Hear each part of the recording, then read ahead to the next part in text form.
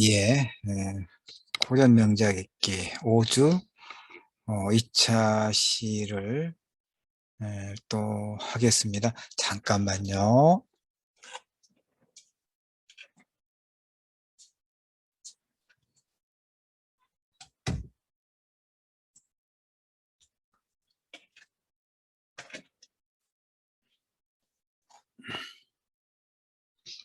예.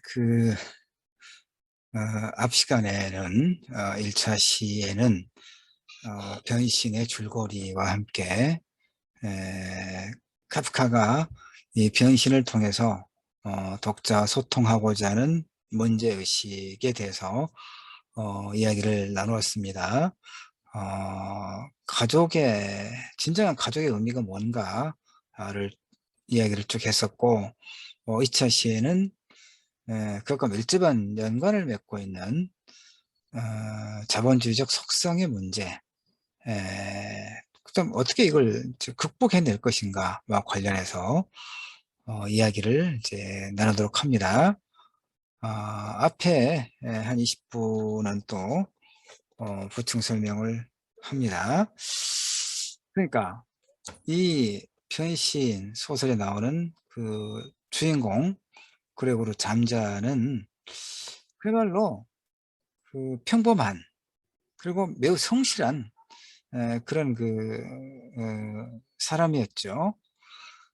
미혼이었고, 그 다음에 이제 그 앞에서도 얘기했지만 사회 실패해서 빚만 떠안고 있는 경제적으로 무능한 아버지와 역시 이제 뭐 전업주부인 어머니, 경제적으로 또 무능한 거죠. 여동생 사랑하에 맞지 않지만 또 스스로 뭐 돈을 버는 건 아니고 오빠인 그레고리 잠자에게 또 기생하고 있는 그런 가족들을 그레고리 잠자의 그 수입을 통해서 경제활동을 통해서 식구들이 이제 이렇게 일상을 영위하고 있죠. 그 다음에 그 누이 동생이 여동생이 피아니스트가 되도록 이제 학교도 보내주고 이러는 걸 이제 또 생각하고 있는 그런 그 따뜻한 오빠이기도 하죠. 그러나 이제 소설을 보면 어느 날 아침에 뜻하지 않게 그 벌레로 변해버린 자신의 모습을 발견하고, 그로부터 이제 회사도 그렇고 되게 가족으로부터 그 배척받고 결국은 그 자신도 죽음에 이르고, 가족들은 어쨌든 소설을 보면 이제 그 벌레로 변한 그레고르 잠자가 결국 죽음에 이르자 안도의 한숨을 쉬고 그러죠. 그러니까 사실 이런 이제 카프카 소설 변신에서 볼 수 있는 이런 변신 모티프는 어, 사실 그 다른 소설에도 종종 보여요. 우리나라의 고전 소설 그 박씨 부인전 고등학교 때 문학 시간에 나옵니다. 중학교 교과서도 나오기도 할 거예요. 박씨 부인전, 청나라와의 그 전쟁을 배경으로 하고 있는 어, 그 병자호란 때 이제 청나라의 조선이 완전히 깨졌잖아요. 그래서 이제 조선 그 사람들이 엄청나게 이제 죽고 포로로 끌려가고 또 많이 파괴되고 삶의 터전이, 그래서 이제 사람들의 그 어떤 무기력 이런 것이 지속되는 그런 배경 속에서 박씨 부인이라고 하는 아주 특출한 인물이 이렇게 또 변신술을 부려서 청나라 장수들을 이제 희롱하고 또그 무리치고 이런 가상의 그 역사 소설이 있지요. 박씨전 또는 뭐 박씨 부인전, 그 누가 창작했는지는 알려져 있지 않지만 이 하나의 변신 모티프죠. 에, 그래서 이 카프카의 변신은 사실은 그 어찌 보면 그러니까 내가 소설 그 강의에서도 이야기했지만 이것은 그레고리 잠자의 그 무의식, 오랜 무의식, 그를 억압하던 오랜 무의식의 어떤 결과라는 얘기죠. 회사에서 영업사원으로서의 고단한 어떤 일, 그 다음에 그 가족을 아직 미혼인 그 자신이 부모와 여동생을 부양해야 하는 그런 어떤 삶의 어떤 무게, 일상, 되풀이되는, 무의미하게 되풀이되는 어떤 일상들, 이런 것에서 벗어나고 싶은 그런 어떤 그의 오랜 무의식이 어느 아침에 벌레로 변했다고 말할 수 있는 것이죠. 그러니까 그 벌레로 변했다라고 하는 것은 어찌 보면 또 기발하고 허무맹랑한 그런 이야기죠. 이야기는 굉장히 단순하죠. 그러니까 굉장히 상징적인 거예요. 그래서 그 그러니까 이 소설은 어떤 놀라움이죠, 사실은. 그 인물 그레고리 잠자가 어느 아침에 어수선한 꿈에서 깨어서 한 마리의 어떤 흉측한 갑충으로 벌레로 변해 있다. 그 침대 위에 누워 있다는 것을 스스로 발견했을 때의 그 놀라움. 그래서 스스로 이제 자문하잖아요. 나는 어찌된 영문인가.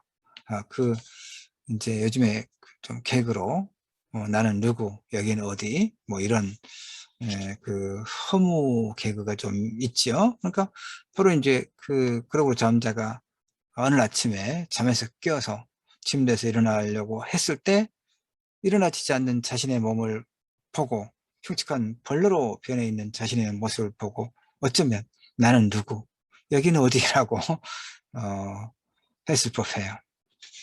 가엾고 불쌍한 이 그레고르 잠자의 변신이 의미하는 것은 뭐냐 이거죠. 어떤 종류의 그 의미를 이 작가 프란츠 카프카는 독자에게 의식시키려 했을까? 이 작품은 도대체 무엇을 의미하는가? 그러니까 나는 이제 그 앞에 1차 시부터 해서 두 가지 의미, 진정한 가족의 의미와 가족마저도 요용성을 잣대로 대하는, 기준으로 대하는 이 자본주의적 속성을 이야기하고 있지만 또 어떤 논자들은 그것 말고도 다양한 측면의 해석을 시도하지요. 그래서 지금 이제 또 다른 어떤 해석들을 보면 이렇게 볼 수 있어요. 다 이제 동의할 만한 내용인데, 첫째, 카프카는 유대인이거든요. 예, 체코 출신의 유대인입니다. 그러니까 체코 내에서 소수자고 또 오랫동안 유대인들은 억압받았잖아요. 예, 그러니까 오랜 세월에 걸쳐서 유럽 여러 지역에서 흩어져서 이런 배제와 소외를 경험하면서 그 다음날의 운명을 예측할 수 없이 살아가야 했던 유대인의 운명을 상징하는 것으로 해석하기도 해요. 두 번째, 이와 같은 유대인의 그 운명은 사실은 한 인간의 어떤 인간 그 자체로서의 존엄성보다도 한 인간의 사회적 어떤 기능이랄까? 위치, 역할, 이런 것이 중요시 되고 있는 어떤 물질적 기계화라고 하는 그런 어떤 세속의 가치 속에서 살아가는 인간의 어떤 상황을 상징한다고도 볼 수 있죠. 그렇죠? 세 번째, 이 같은 상황이라고 하는 것은 사실 시대와 정서를 떠나서 어떤 보편적 인간의 상황의 상징으로도 읽을 수 있죠.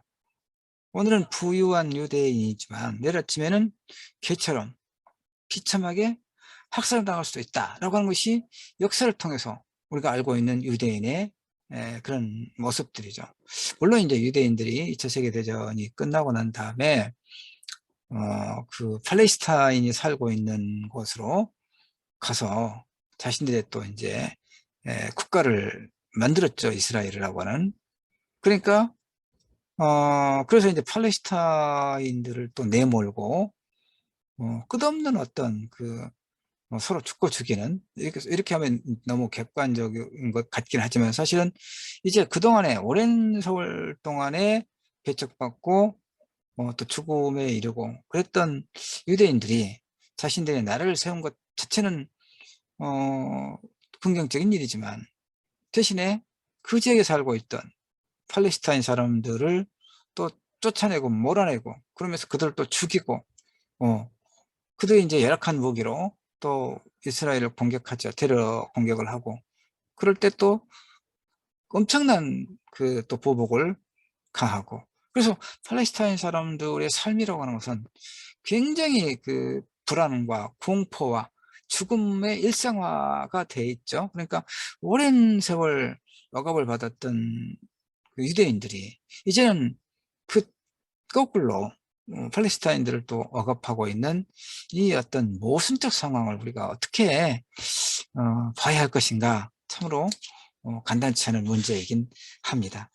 어쨌든 그 이 오늘의 도둑이 내일의 영웅이 될 수도 있고 오늘의 매국노가 내일 아침엔 또 애국자로 변신할 수 있는 이런 가능성이 얼마든지 있죠. 독립유공자 속에 가짜들도 섞여 있고 그다음에 이제 뭐 또 이런저런 어떤 그 민주화운동의 유공자 속에서도 그런 티끌들이 섞여 있는 겁니다. 왜냐하면 그 혼란 상황 속에서 정확하게 그 평상시와 다른 그런 혼란과 불안정한 어떤 상황 속에서 그 개개인의 어떤 행적을 명료하게 정확하게 기록하거나 뭐 증언하거나 이게 사실은 가능하지 않거든요. 그런 측면에서 물론 그렇다 해서 이제 독립운동의 정당성이나 민주운동의 정당성이 훼손되는 것은 결코 아니죠. 일정하게 그, 어떤 가짜들이 일정하게는 섞여 들어 있다. 이런 것이 어떤 가능성이랄까? 카프카의 변신에서 이야기하고 있는 거. 그러니까 또 하나 우리들은 죽음이라고 하는 가장 큰 변화를 눈앞에 이제 마주하고 있지요. 그래서 변신은 결국은 이렇게 보면 어, 혹시 오해를 할 수도 있는데 나는 광주에서 태어나서 광주에서 성장하고 지금까지 광주에서 살고 있습니다. 그래서 80년 5.18 때는 또 그 시위하다가 체포돼서 구속되고 또 감옥살이도 살고 했어요. 내 박사 논문, 전남대 국문과 박사 논문이 5.18 민중항쟁 소설 연구입니다. 그래서 5.18, 제1회 5.18 문학상도 받았고, 어, 그래서 이제 제 삶이라든가 학문이라든가, 문학이라든가 이런 것이 5.18과, 어쩔 수 없이, 광주에서 태어나서, 자라고 살았기 때문에 어쩔 수 없이 이제 밀접한 관련을 맺고 있어요. 그래서 이제 나중에 석방돼서도 5.16 운동에 일정하게 참여를 했고 그래서 또 5.18과 관련된 논문을 여러 층 한 10편 이상 또 발표하고 그랬습니다. 5.18 소설도 쓰고 그래서 민주화 운동 내에 그런 사람들의 면면도 상당히 많이 알고 있습니다. 그래서 혹시 오해할까 싶어서 아까 이제 독립유공자 속에도 그 만주라든가 이 중국에서 독립운동가들을 때려잡았던 일본의 앞잡이들이 해방되고 난 이후에 자신들이 독립운동을 했다고 공적을 속여서 독립운동가로 유공자로 이렇게 이제 거짓으로 돼서 나중에 이제 또 그런 허위 사실이 드러나서 독립유공자 서원이 취소되는 경우도 가끔씩 있거든요. 5.18 유공자도 사실은 그랬어요. 일부가 섞여 있죠, 일부가. 자, 그런 얘기, 그렇게 특별히 오해하지 않기를 바라는 의미에서 네, 그 설명을 했습니다. 그러니까 변신이 이 소설이 의미하는 것이 바로 이제 이를테면 유대인, 카프카 자신이 그런 체코슬로바키아에서 태어난 유대인이었고, 유대인들은 자신들의 국가를 건설하기 이전까지는 오랜 역사 속에서 늘 소외와 배척을 받고 또 엄청나게 죽음을 겪었던, 그래서 어느 날 아침 개처럼 끌려나가서 죽음에 이를 수도 있는 그런 어떤 상황을 어느 아침에 그 갑충으로 변한 그리고 잠자의 모습이 또 상징하는 것이 바로 그런 의미일 수 있다. 그렇게 해석될 수도 있다. 그러니까 운명의 불가이성이랄까? 이런 것을 이 소설에서 또 그 상징화하고 있다. 이런 이야기를 지금 하고 있는 겁니다. 그 맥락을 여러분이 잘 이해해서 혹시라도 오해하지 않기를 바랍니다. 그러니까 결국 이겁니다. 주인공의 변신은 단툼에서 보면 주체 상실 또는 주체성의 위기를 상징한다라고 볼 수 있죠. 그러니까 우리는 기능적 인간, 그러니까 그리고 잠자는 그 영업사원으로서 어떤 영업 활동을 해서 그 회사에 일정하게 기여하고 또 그런 생업의 결과로서 급여를 타서 가족들의 생활비를 이제 충당하는 그 하나의 기능적 인간이죠. 그러니까 이 사회가 기능적 인간으로 행위해야만 하는 그런 사회죠.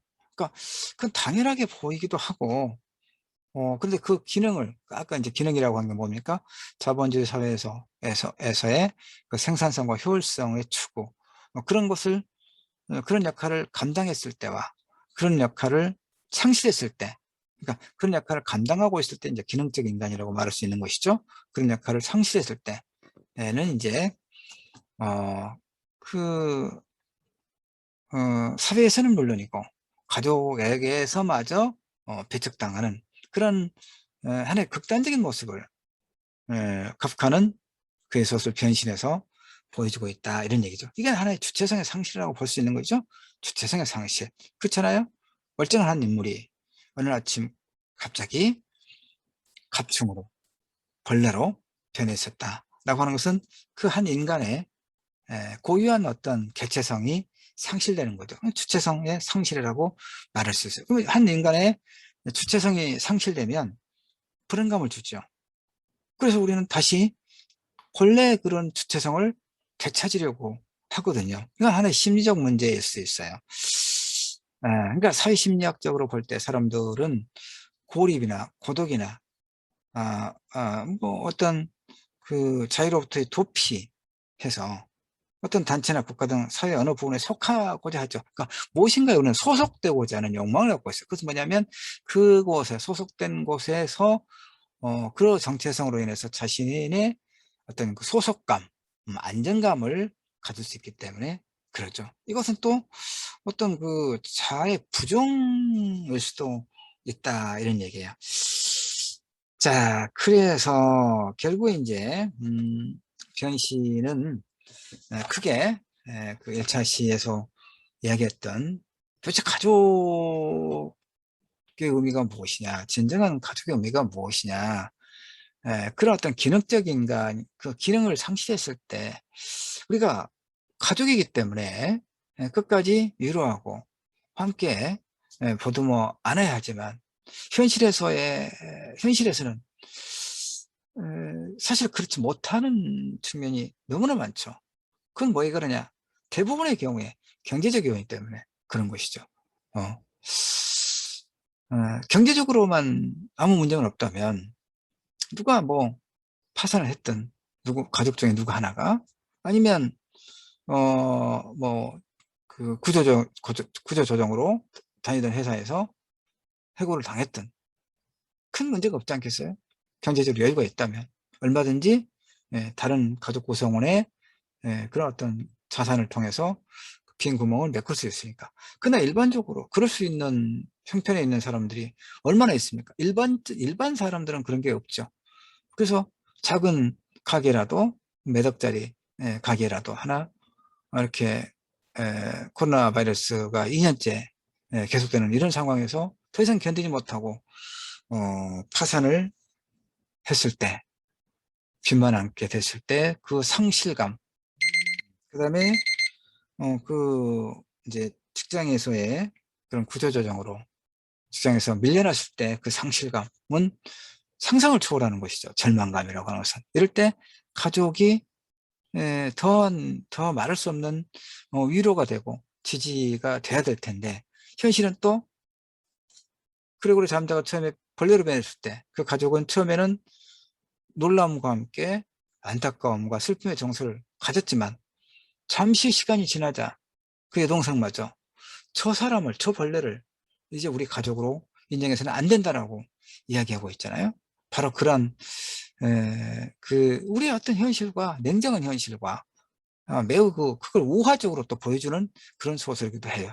가족의 문제, 또 그거를 그렇게 인간의 가족 구성원마저도 그런 기능적 인간으로 대할 수밖에 없는 자본주의적 속성. 그럼 또 다른 하나는 지금 유대인이라고 하는 그런 그 역사적으로 억압받았던 그런 어떤 그 인물. 그다음에 또 결국 같은 얘기의 반복이긴 하지만 현대 사회에 우리의 어떤 초상의 한 측면을 이 소설이 상징하고 있다. 이렇게 해석할 수 있는 것이죠. 자, 나머지 뒷부분은 한 30분 또 연결해서 듣도록 하기 바랍니다.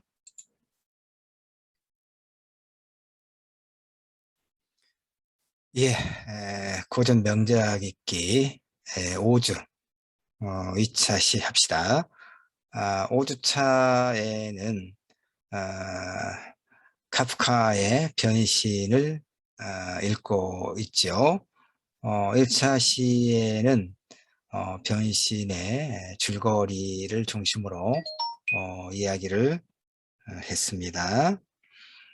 자, 일단 아주 간략하게 다시 한번 줄거리를 정리를 다시 한번 합시다. 아주 가볍게. 하여튼 그레고리 잠자라고 하는 한 젊은이가 있다. 그런데 파산한 아버지와 그 빚쟁이, 이제 빚만 남긴 아버지와, 그다음에 이제 뭐 어머니, 경제적으로 무능한 부모, 그리고 여동생, 음악을 공부하고자 하는 여동생, 이 세 식구를 그러니까 그레고리 잠자가 부양을 하죠. 근데 하는 일이 이제 영업사원이어서 정말 스트레스가 많고, 그래서 그것에서 벗어나고자 하는 그 가족을 부양하는 짐과 영업사원으로서 고객들 만나는 거래처에서는 의리고, 또 회사에서는 그 업무 실적에 대한 압박감에 시달리는 그 일을, 정말 하고 싶지 않은 일을 어쩔 수 없이 하고 있는 그레고리 잠자가 그런 상태로부터 벗어나고 싶다는 그런 무의식이 결국은 어느 아침에 일어나 봤더니 침대에서 자기가 흉측하다고 하면 너무 강한 표현이니까 흉측한 벌레로 변해 있더라. 그러니까 그 벌레라고 하는 것은 이제 그 유용한 존재에서 무용한, 무가치한 존재로 변했다는 얘기죠. 그럼으로써 회사는 말할 것도 없지만 가족으로부터도 배척을 당하고 결국 자기 방에 갇혀 있다가 죽음에 이르렀다. 그런데 가족은 슬퍼하는 대신에 저 골칫덩어리가 이제 죽었으니 이러면 이제 집도 팔고 다른 데로 이사 가서 어떻게 살아보자라고 또 이렇게 이야기하고 전철을 타고 소풍을 가는 것으로 이야기가 끝났다. 이렇게 간략하게 이야기할 수 있죠. 자, 그래서 이제 이렇게 그레고르 잠자가 자신의 방을 벗어나려고 3번 이제 했잖아요. 이 시도는 자신을 가족의 구성원으로 받아달라는 처절한 몸부림이라고 볼 수 있죠. 그 실패로 돌아가죠. 결국은 그건 가족 구성 간의 진정한 소통의 부재를 의미하기도 해요. 그렇죠? 그러니까 개인에게 가족은 존재의 집이면서도 상처를 가장 많이 주는 그런 주고받는 그런 관계이기도 하죠. 그러니까 이 가족이라고 하는 게, 그러니까 우리가 집, 어, 가족, 가정 이런 게 결국 우리 존재의 기반이잖아요. 예, 존재의 기반입니다. 그리고 혈육은 그야말로 어, 그 죽음으로써 갈라지기 전까지는 늘 이제 늘 이런저런 마음이 상하기도 하고, 그러면서도 또 애틋하고, 또 가족으로 인해서 기쁨을 또 경험을 하고, 그러면서도 가족에 대한 어떤 각각의 위치에서의 어떤 의무 때문에 그 다양한 그 마음의 어려움을 겪게 되지요. 그래서 개인에게 가족은 존재의 집, 존재의 근거가 되는 거죠. 요즘에 이제 가족이라고 하는 게 1인 가족도 많이 늘어나고 있고, 비혼 가족도 있고, 뭐 가족 형태는 다양하긴 합니다만, 어쨌든 이렇게 볼 수 있어요. 성취를 가장 많이 주는.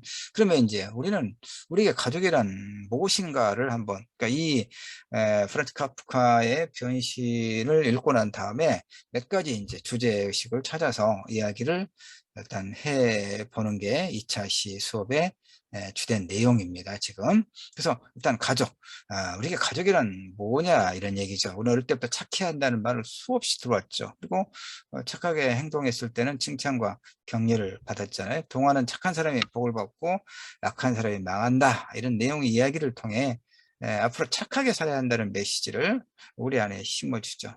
아이들은 자연스레 착한 아이가 되기로 마음먹죠.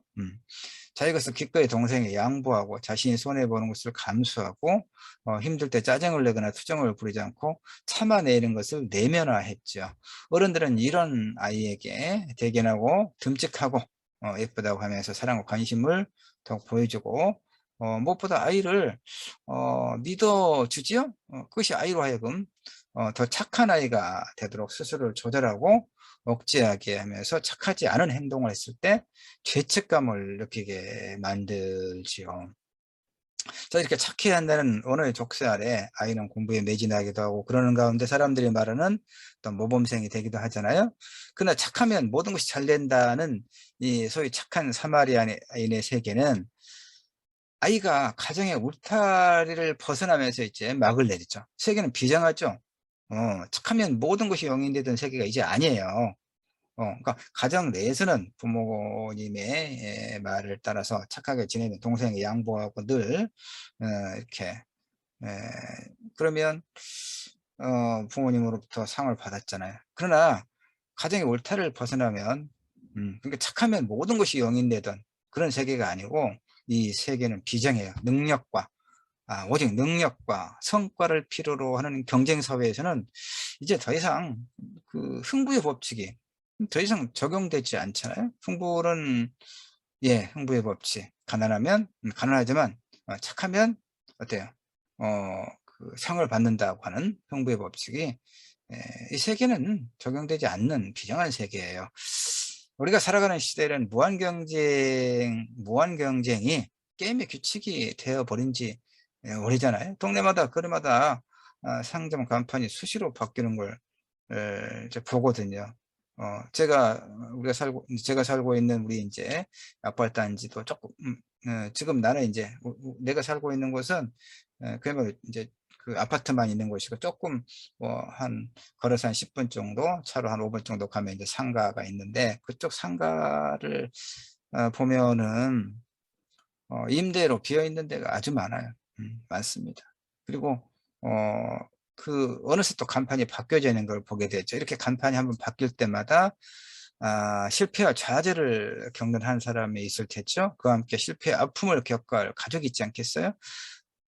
지금은 이제 코로나 바이러스가 벌써 2년째 우리의 삶을 더욱 옥죄고 있기 때문에 그런 경우가 더 많겠죠. 더 많을 겁니다. 근데 코로나 바이러스가 아니더라도 그 전에도 이런 일들은 우리가 또 많이 경험했잖아요. 자, 무한 경쟁은 이렇게 승자에게는 상당한 부와 영광을 안겨주죠. 그러나 세상에 영원한 승자는 없지요. 누구나 불안감에 시달린다라고 말할 수 있어요. 경제적 공포와 불안의 감각에. 자, 특히나 이제 착한 사마리아인들은 자신들이 믿고 있던 삶의 법칙과 방식이 더 이상 통용되지 못한다는 사실에 고통스러워하죠. 주변 사람들은 자신처럼 다른 사람을 위해 불이익을 감수하지 않죠. 상대가 무너질 때까지 싸우고 일말의 동정심도 보이지 않은 냉혹한 그런 세계에 이제 나와서, 자, 그러니까 착하게 행동하면 그것이 다시 이렇게 선함으로 그 제비 다리를 이렇게 그 치료해 줬더니 봄에 제비가 강남에서 돌아온 제비가 흥부에게 이제 그 금덩어리로 가득한 그 씨앗을 이런 흥부의 법칙은 존재하지 않습니다. 남에게 싫은 소리를 못해서 불편함을 감수하거나 경쟁자와 힘든 관계를 유지하기보다는 한번 물러서서 양보하면서 참고 서로 편한 관계를 만들거나 또는 남을 쉽게 믿어 사기를 당하거나 동업자의 편의를 지나치게 봐주다가 힘든 상황에 처하거나 이런 경우들이 많죠. 집에서 착하게 살아야 한다고 하는 이걸 내면화했던 그런 사람들이. 그러니까 착한 아이는 태어날 때부터 착한 아이로 태어나는 건 아니죠. 주변 환경과 어른들의 요구에 자신을 그렇게 맞추죠. 맞춰. 그런 타인의 시선으로 어, 자신을 이거 그러니까 2주차에 사르트르의 푸토를 이야기하면서 말한 바 있습니다. 타인은 지옥이다. 왜? 왜요? 우리는 타인의 시선과 평가로부터 결코 자유롭지 못한다는 얘기예요.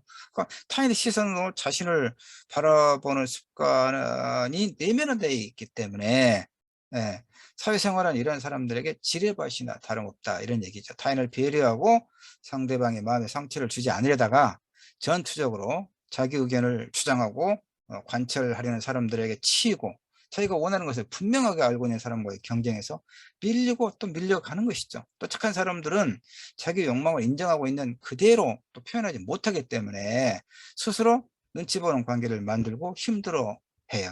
자, 이 까미 소설 변신의 주인공 그레고르 잠자가 바로 그런 인물 유형이라고 나는 생각해요. 사회생활에서 다른 사람들과 신경전을 벌이고 그 가운데 몰려오는 긴장과 갈등을 조절하기 위해서는 에너지가 자신에게 집중되어 있을 게 필요해요.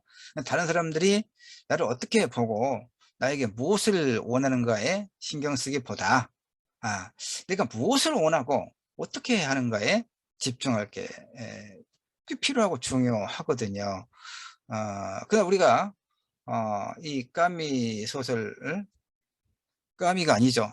또 오타가 나왔습니다. 카프카죠? 카프카. 이것도 고쳐서 올리겠습니다. 음. 카프카 소설 변신의 주인공 그리고 우리 잠재를 통해서 익히 보았듯이 말처럼 생각처럼 쉬운 일이 아니다 이런 얘기입니다. 그래서 다시 이야기하면 에, 까미도 그렇고 사실은 까미도 그렇고요. 지금 이제 이렇게 어, 카프카가 들어갈 자리에 까미라고 해놨습니다. 지난 주차 두 번을 까미를 했다 보니까 또 이랬는데, 까미, 카프카, 이쪽에 다, 사르트르, 이쪽에 다 지금, 소위, 무신론적 실존주의자들이고, 특히 이제 카프카나 까미는 그 두 작가의 어떤 그 문학 세계를 관통하는 소위 주제가 부조리의 문제거든요. 부조리의 문제입니다.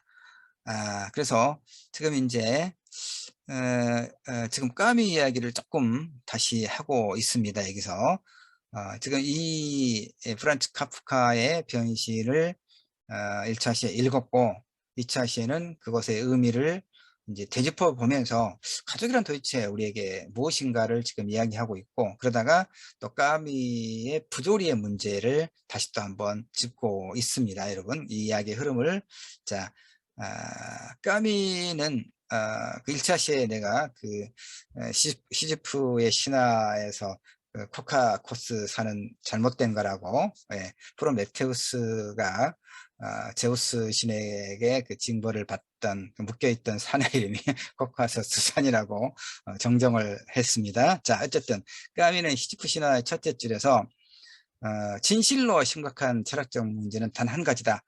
이 까미 할 때 했던 겁니다만은 조금 더 연결되기 때문에 다시 한번 강조를 합니다.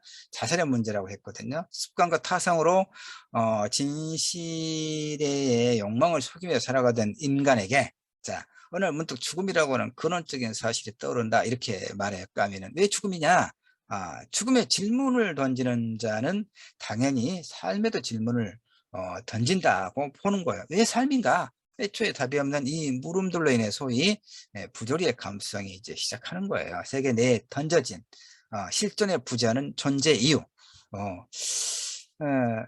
자, 이것도 이제 그 2차 시에 까미의 구토를 읽으면서 실존주의 철학의 개념을 좀 많이 설명을 했었죠. 실존. 실존은 본질에 선행한다. 본질이 뭐였습니까? 어떤 사물의 존재 원인과 목적. 그 의자의 목적은 다양한 의자가 있지만 의자의 목적은 뭐였습니까? 사람이 앉게 하는 것. 근데 실존, 인간은 그냥 존재한 것이다. 우연히 존재한 것이다. 이런 얘기죠. 그러니까 인간에게는 다른 사물처럼 그 존재의 원인과 목적이 따로 있지 않다.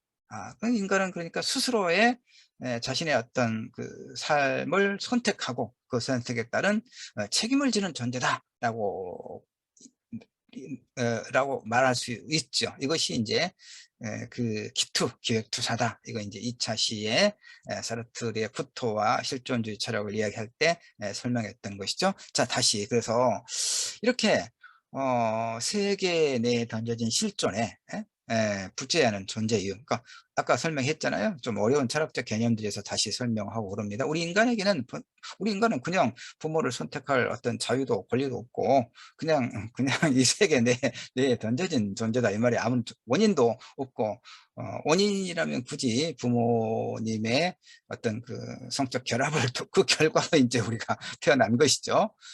그건 자연적인 하나의 현상이지 그걸 이제 우리가 존재의 원인은 아니죠.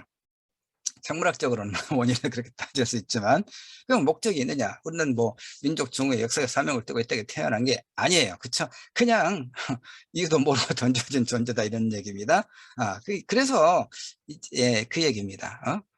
그래서 그 부재의 존재 이유를 찾고자 하는 인간의 불굴의 이성 부조리는 이렇게 화해 없는 대립결의 갈등으로 태어나더라. 이런 쉽게 말하면 어느 날 새벽 문득 잠에서 깨어 생명, 죽음, 우주, 존재, 무 등을 생각할 때 생기는 막막하고 아련한 감정 이것이 바로 이제 까미가 말하는 부조리의 감정이다 이런 얘기죠. 자, 그래서 까미에 따르면 인간이나 세계가 그 자체로서 부조리한 건 아니다 이 말이에요.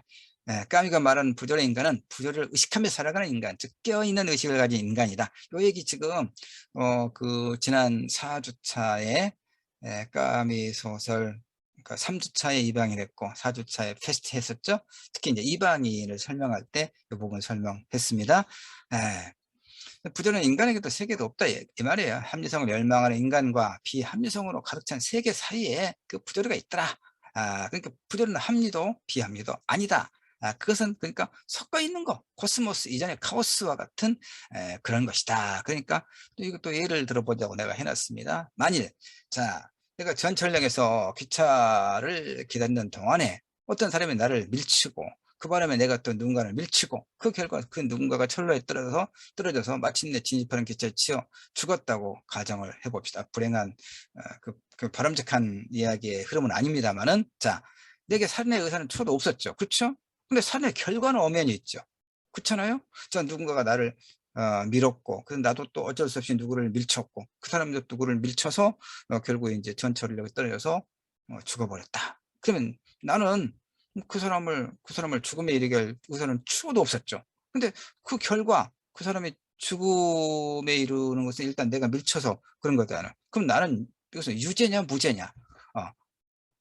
이게 바로 부조리의 감정을 느끼죠. 이럴 때 느끼는 황당함, 거북함 이게 소위 말하면 부조리의 감정이다 이 말이에요. 그래서 까미가 지난 시간에 그 3주차에 우리가 읽었죠. 소설 이방인에서 뭐 태양 때문에 이제 뭐 햇빛이 그 아랍인의 그 칼에 햇빛이 이렇게 강렬한 햇빛이 내리쬐고 그걸 자신의 눈을 찔러서 이제 메르소가 권총을 쏘았다. 메르소는 이제 소설에서 그렇게 이야기하고 있는데 어쨌든 바로 그런 거.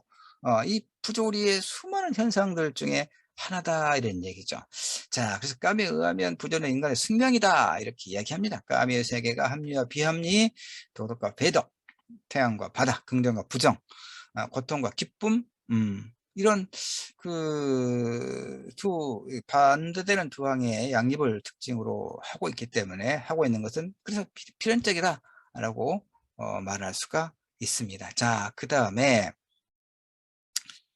자, 다시 이제 또 카프카의 변신으로 돌아갑시다.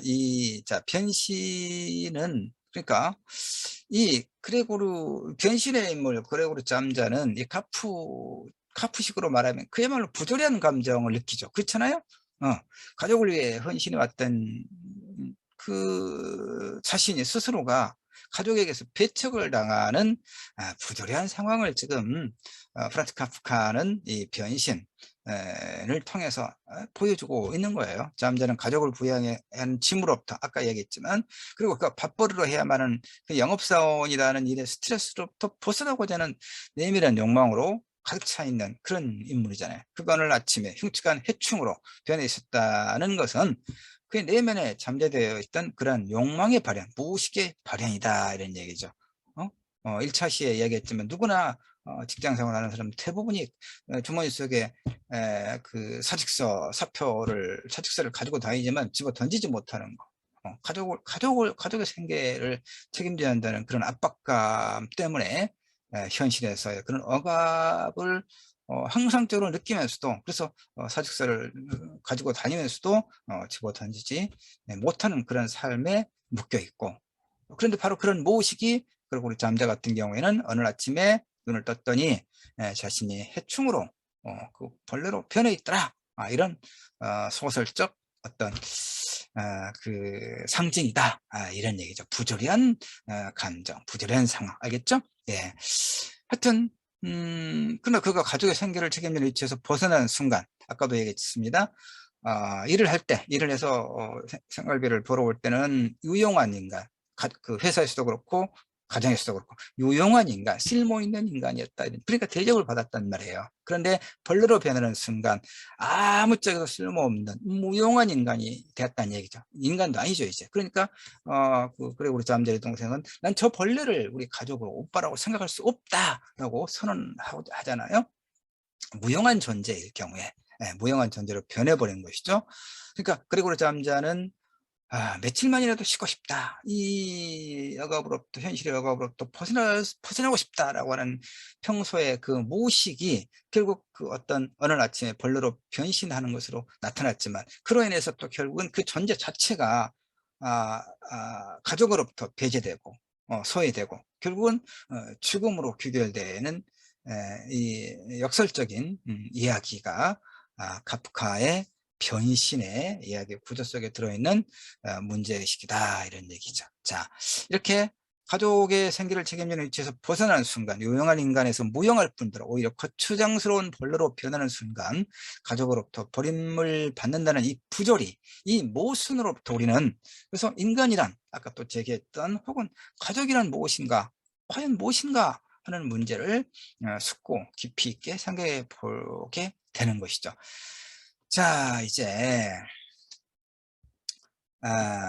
나머지가, 자료는 이게 내 10페이지짜리 PDF인데, 자료인데, 지금 5페이지 하고 있고, 근데 시간은 한 8분 남았습니다. 30분씩 내가 만드니까. 그래서, 근데 할 이야기는 좀 많이 하긴 했어요. 이후의 이야기는 자료로 줄 테니까 여러분들이 읽어보기 바라고요. 남은 시간 동안 설명을 좀 하죠.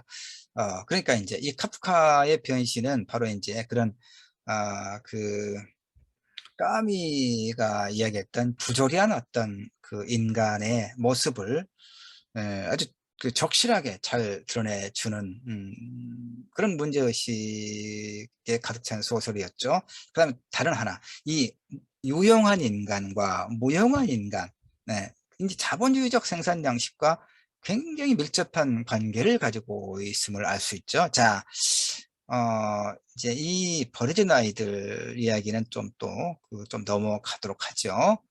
버려진 아이들 이야기는 넘어가고, 자, 그 다음에 이 자료는 여러분이 보기 바랍니다. 그러니까 다시 소설에서 주인공 그레고르 잠자가 벌레로 변한 것은 일상적인 세계로부터의 소외를 의미하죠.